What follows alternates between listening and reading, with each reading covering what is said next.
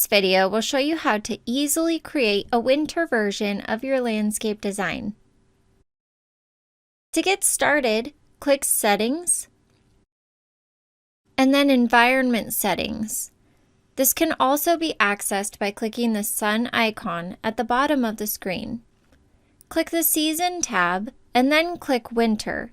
This will change any ultra-res plants in your design to use the winter version.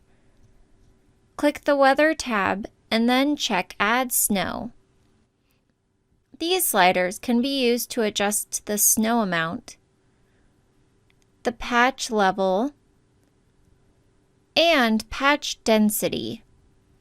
Adjust the snowfall here. This will control how much snow is falling. Thank you for watching, and be sure to check out ideaspectrum.com for more videos and information about our software.